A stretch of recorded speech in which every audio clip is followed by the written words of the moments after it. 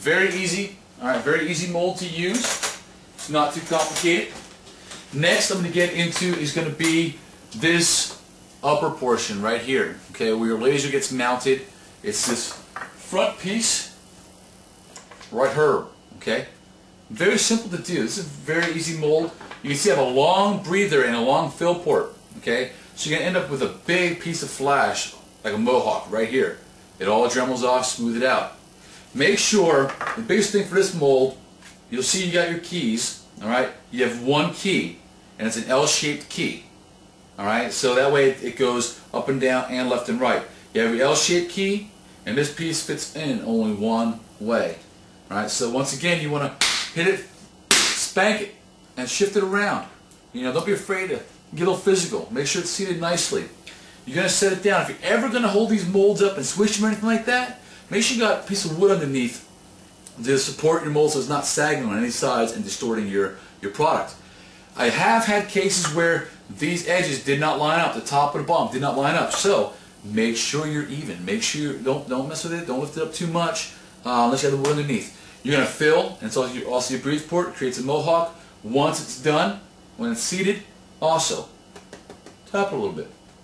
Get those bubbles to rise to that centerpiece. If you get any little bubbles or imperfections where the lines meet, body filler works wonders. Okay. Now you also have markings for 2 holes, actually 3 total. 2 for the screws on the sides, 1 here, 1 here. You will drill those out, and then you have 1 in the center, which you got to drill out, which will also it will be there. You'll see it. You're going to drill that out. It's going to be for your laser. Okay, your laser. All right, very simple. Next piece I'm going to get into is going to be the upper receiver. The upper receiver is still rather easy. What I suggest doing though is put it on a piece of wood. All right, using 2 of these sticks, sticking them on, leaving your breather hole and your fill hole. The reason I do this, and then I run tape around, around, around. 3 locations, both the ends and in the middle. And that supports, because these aren't the best looking molds in the world. You know, hey, I did what I did. They work. All right. That will support it so you can pick it up and you can slush it around. And it's easier getting the air bubbles out if you can angle the air bubbles towards the hole. So this piece, tape it all up like this. Alright, so you got your support like a sandwich. Not too tight when you're squeezing it. Now it's a strong mold, so you can put a little bit of pressure on it, okay? It's a mixture between rebound and dragon skin, so it'll be alright. You're going to fill it up halfway. Halfway. And the reason being is so you can slosh it all around, alright, without it spilling out the holes.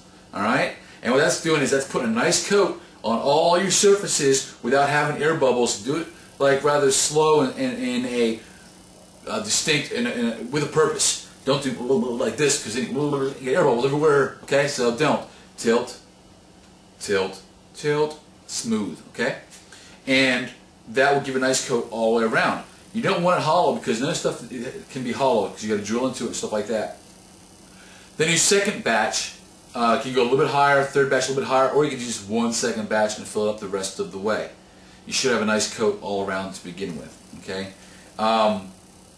What else you can do is you can take some glue sticks. You have your fat glue sticks, and you have your small glue sticks, small, and you have your fatter glue sticks. And what they're good for is those are exactly what I use to create these breather holes. So if you pour your second batch in, let's say you pour your second batch in, and you still want to slosh it around, you can plug those holes with those glue sticks and slosh it around without it spilling out on you. You like that? Alright, so that clogs your holes up. That way when you first slush it, you can get it on the top surface too. There you go. But make sure you pull those out before it hardens. Because we'll hear your glue sticks melt and your glue sticks get stuck in there and it's a mess. Okay, so you can use your glue sticks. Alright? That's enough of that. And what that produces is this right here. This is a rather sloppy one. I know when I worked on. I had some scrap pieces laying around from experimenting. What you're going to do, this comes out really clean. You're going to end up with a port here and a port here in the back. You sand them down, run your smooth sandpaper along here, and re-dremel, because these holes don't line up for some reason. They're not fully coming out all that clear.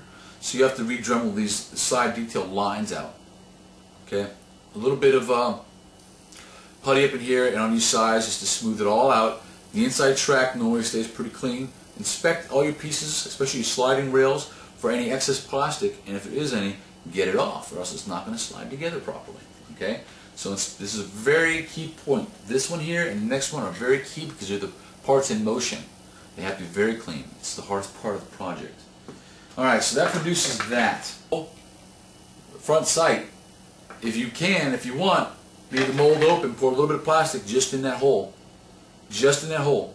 So that way you already have it pre-filled. Because sometimes it's hard if it's on top. And if you slush it around, you might not get it up in that hole and create that sight. So put a little bit of the dab of plastic in there, okay, and then put it together and do the rest. So that way you get that, you make sure you get that. If you do not get that, you can take a piece of this dowel that you use in this shish kebab stick, okay, shish kebab stick, cut a tiny bit off, and super glue it on. That's what that side is made of anyway, a little shish kebab stick. Alright, so that's replacement. Now, the very hard part, this is my pain in the ass, okay? Yeah, I said it and I'll say it again. This one is a pain in the ass. You have your keys on both ends, you have a skinny longer key and your shorter fat key. You make sure they're lined up, okay? Do not pour plastic in this side ahead of time, okay?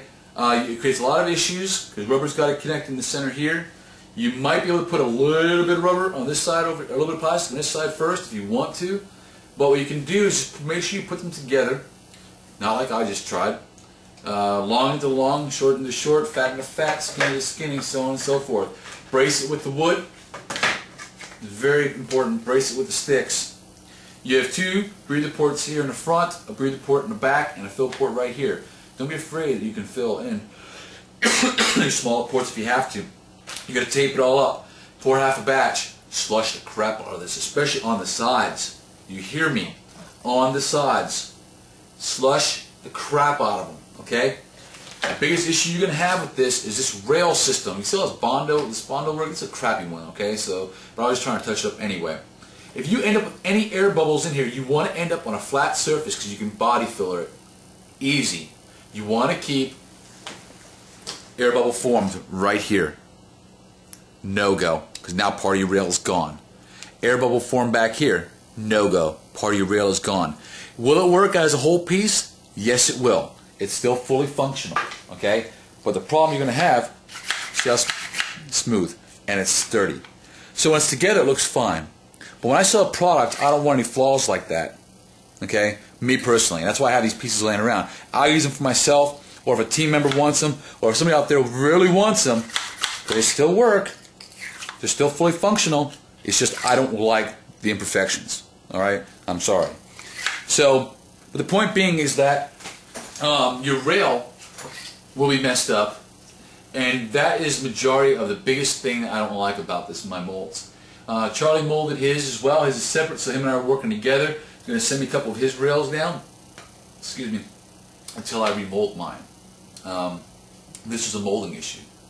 I went this way around with my wall, and right above this little handle is where I put my cardboard, so it really does interfere sometimes with this rail, whereas he went up and around. And they split it this way rather than this way. Better method. His comes out smooth along the rail. So I'm going to get a few of them off of him until I remold mine and create, obviously, remold. All in all, you have to slush the hell out of this, and then you have to go back through with your Dremel bit, and I will show you in a second, Paul, and I'll show you the Dremel bits that I use. You're going to need, and then in order to clean these out, because I don't know if I'm going to send all my Dremel bits because I use a lot of them for detail. But you'll see here. You already know you're going to clean this one up in here. You will run another one down your rail, cleaning it out. You'll also run a drill bit through here. You'll see that all the holes will be marked already. You'll run a drill bit through here. This is where your connectors piece, or your locking devices go through.